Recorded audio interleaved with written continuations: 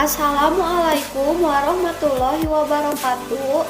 Perkenalkan, nama saya Reta Herliani dari kelas B Akuntansi dengan nomor pokok mahasiswa 102200038. Di sini saya bersama teman saya yaitu Fenty Marina akan menjelaskan tentang statistik deskriptif.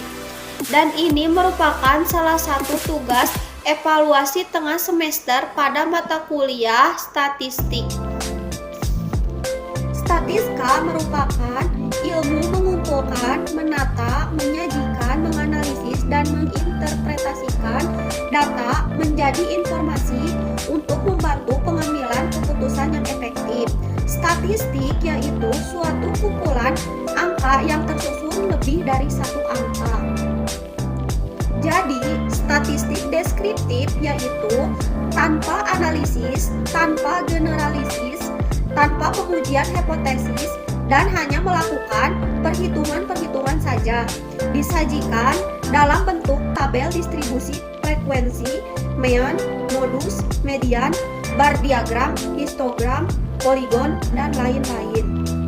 Dalam statistika deskriptif terdiri dari penyajian data, ukuran pemusatan, ukuran penyebaran, angka indeks, dan deret berkala dan peramalan. Penggolongan data statistik berdasarkan sifat angka yaitu terdiri menjadi dua. Yang pertama data kontinu, yaitu data statistik yang angka-angkanya merupakan deretan angka sambung menyambung. Contohnya data berat badan. Yang kedua, data diskrit, yaitu data statistik yang tidak menggunakan berbentuk perpecahan. Berdasarkan cara menyusun angkanya yaitu 1. Data nominal, yaitu data statistik yang cara menyusunnya didasarkan pada klarifikasi tertentu. Contohnya, jumlah mahasiswa biologi tahun 2009 atau 2010 menurut tingkat dan jenis kelaminnya. Kedua, data ordinal atau urutan, yaitu data statistik yang cara menyusun angkanya didasarkan pada urutan atau ranking. Dan yang ketiga, data interval, yaitu data statistik di mana terdapat jarak yang sama di antara hal yang sedang diteliti. Berdasarkan bentuk angkanya terdiri menjadi dua. Oke, next di sini ada sumber data statistika. Sumber data statistika itu berasal dari dua.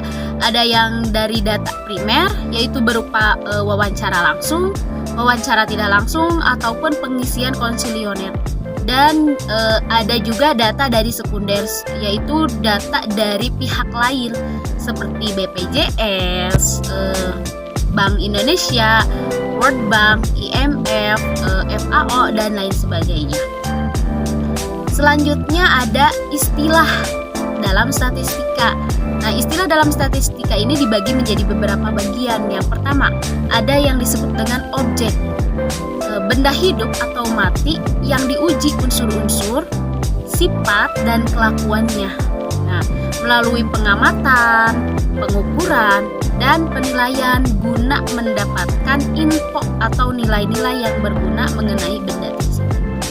Terus ada juga yang disebut variabel, adalah suatu sifat dari objek atau unsur objek yang dapat diamati atau diukur sehingga menghasilkan nilai, ukuran, atau kriteria lain yang dapat bervariasi. Terus ada juga yang disebut dengan variate atau angka, nilai, ukuran, kriteria lain yang dicapai suatu variabel pada suatu individu atau unit statistik. Nah, selanjutnya di sini ada yang disebut statistik parametrik. Statistik parametrik itu yang pertama membutuhkan pengukuran kuantitatif dengan data interval atau rasio. Nah, yang kedua mempertimbangkan jenis sebaran atau distribusi data, yaitu apakah data ini menyebar normal atau tidak. Nah, contohnya metode statistik parametrik yaitu uji Z 1 atau 2 sampel. Nah, uji T 1 atau 2 sampel. Nah, kolerasi person, perencanaan percobaan 1 or 2 way, ANOVA, parametrik, dan lain sebagainya. Nah, di sini juga ada yang disebut dengan statistika non-parametrik. Yang pertama itu membutuhkan data dengan data ordinal atau nominal. Nah, yang kedua merupakan statistika bebas sebaran, tidak memasyarakat bentuk sebaran parameter, populasi baik normal ataupun tidak. Nah, contoh metode ini adalah binomial test, t-square test, median test, fragment test, dan lain sebagainya.